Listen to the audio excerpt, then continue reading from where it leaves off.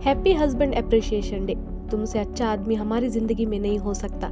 ये कैप्शन था Shannon watts का अप्रैल 2018 के अपने इंस्टाग्राम के पोस्ट का। उसने आगे लिखा था, तुम हमें अपने प्यार और ध्यान से बिगाड़ते हो। तुम घर में 3 इम्पेशेंट और डिमांडिंग औरतों को हर रोज झेलते हो। तुम हमारे लिए हर रोज मेहनत करते हो। हम तुमसे बहुत प्यार करते हैं। ये पोस्ट शैनन वॉट्स ने अपने 2 बेटियों के पिता अपने पति क्रिस वॉट्स के नाम लिखा था। 2018 की गर्मी वॉट्स परिवार के लिए खुशियों से भरा हुआ होना चाहिए था। पति 33 साल का क्रिस वॉट्स, पत्नी 34 साल की शैनन वॉट्स को इसी गर्मियों में पता चला था कि शैनन तीसरी बार प्रेग्नेंट है और उसके पेट में लड़का है। उनका पहले ही 2 बेटियां थी, 4 साल की बेला और 3 साल की सेलेस्ट, जिसे प्यार से सीसी बुलाते थे। वो अपने तीसरे अजन्मे बच्चे को निको नाम रखते हैं। वॉट्स परिवार कोलोराडो के फ्रेडरिक में रहता था। क्रिस अनादार को पेट्रोलियम में ऑपरेटर का काम करता था। Shannon nutrition supplement company level में काम करती थी, जिसकी वजह से उसे अक्सर शहर से बाहर जाना पड़ता था। पति पत्नी दोनों की दुनिया अपनी बेटियों के इर्द गिर्द ही घूमता था। शैनन अपने फेसबुक और इंस्टाग्राम अकाउंट पर अपने स्वच्छ से सुंदर परिवार का वीडियो अक्सर पोस्ट करती थी। बाहर से बिल्कुल परफेक्ट दिखने वाले परिवार में अंदर ही अंदर बहुत कुछ चल रहा था। शैनन ने अपने दोस्तों को इस बात का संकेत दिया था, लेकिन किसी ने भी सपनों में भी नहीं सोचा था कि यह दरार 4 कत्ल के बाद खत्म होगा। 2010 में शैनन को क्रिस वॉट्स ने फेसबुक पर फ्रेंड रिक्वेस्ट भेजा था और दोनों के बीच प्यार हुआ और दोनों डेट करना शुरू करते हैं। 3 नवंबर 2012 को नॉर्थ कैरोलिना में शादी भी कर लेते हैं। 17 दिसंबर 2013 को पहली बेटी बेला और 17 जुलाई 2015 को दूसरी बेटी सेलेस्ट का जन्म होता है। परिवार खुश था, कम से कम शैनन के फेसबुक वीडियोस में तो ऐसा ही लग रहा था। लेकिन जून 2015 आते आते वॉट्स परिवार दिवालिया हो गया था। क्रेडिट कार्ड्स का loan, student loan, medical bill, सबके बोझ से परिवार परेशान था। मई 5, 2018 को शैनन फेसबुक लाइव में अपने परिवार का खुशहाली दिखाती है, जिसमें क्रिस बेटियों के साथ खेलता हुआ भी देखा जा सकता है। 11 जून 2018 को शैनन क्रिस को अपनी तीसरी प्रेगनेंसी का सरप्राइज देती है। उसी महीने से क्रिस वॉट्स अपनी नौकरी की जगह यानी अनाडार्को पेट्रोलियम में ही काम कर रही निकोल कैसिंगर के नजदीक आना शुरू करता है। जुलाई 2018 आते आते क्रिस और निकोल का रिश्ता फिजिकल हो गया था। निकोल को क्रिस ने कहा था कि उसका शैनन से तलाक होने वाला है और कुछ ही दिनों में तलाक हो भी जाएगा। 31 जुलाई को वॉट्स परिवार नॉर्थ कैरोलिना में छुट्टियां मनाने जाता है। 4 अगस्त को निकोल अपनी शादी के लिए वेडिंग ड्रेस चुनना शुरू करती है। 9 अगस्त को शैनन एक बिजनेस ट्रिप के लिए एरिजोना जाती है। वो अपने दोस्तों से क्रिस और उसके रिश्ते के दरार के बारे में भी बात करती है। जब शैनन बिजनेस ट्रिप पर थी तो बेटियों को बेबी सिटर के साथ छोड़कर क्रिस निकोल के साथ घूमने जाता है। 13 अगस्त 2018 के सुबह 2 बजे शैनन बिजनेस ट्रिप से वापस आती है। उसे उसकी एक फ्रेंड निकोल अटकिंसन घर छोड़ती है। उसी दिन शैनन की दोस्त निकोल अटकिंसन शैनन को फोन करती है, लेकिन शैनन फोन नहीं उठाती।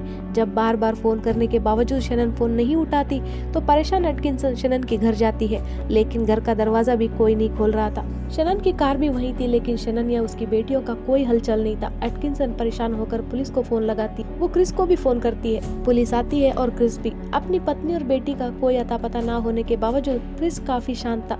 जब पुलिस उसे घर का दरवाजा खोलने को कहते हैं तो वो गैराज के दरवाजे से घर के अंदर दाखिल होता है। यहाँ भी कुछ अटपटा सा था। अगर अपना कोई लापता हो या घर के अंदर बंद दरवाजा नहीं खोल रहा हो तो कोई भी उसे आवाज लगाएगा, उसे बुलाएगा, लेकिन क्रिस चुपचाप घर के अंदर जाता है, जैसे वो जानता हो कि अंदर से कोई भी उसके पुकार का जवाब नहीं देगा। पुलिस भी घर में दाखिल होती है। शैनन का बैग, फोन, सब कुछ घर पर ही था, शैनन और बच्चों को छोड़कर।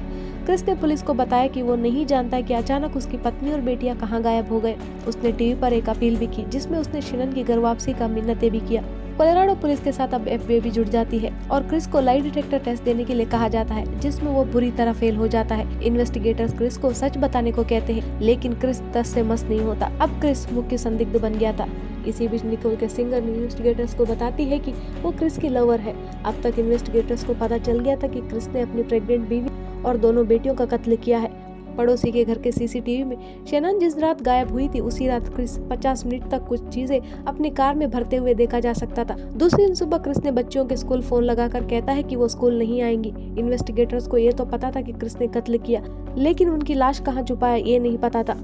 क्रिस के पिता उससे मिलने के लिए कोलोराडो आते हैं, तो इन्वेस्टिगेशन रूम में वो अपने पिता को सब कुछ सच सच बताता है, लेकिन वो कहता है कि शैनन से जब उसने तलाक मांगा तो गुस्से में शैनन ने दोनों बेटियों का गला घोटकर उनका हत्या कर दिया, तो गुस्से में क्रिस ने शैनन का कत्ल कर दिया। फिर उनके लाश की जगह भी बता देता है। क्रिस की कंपनी की जगह शैनन की लाश मुंह के बल दफन मिला, तो 2 ऑयल टैंकों में बेला और सीसी का लाश मिला।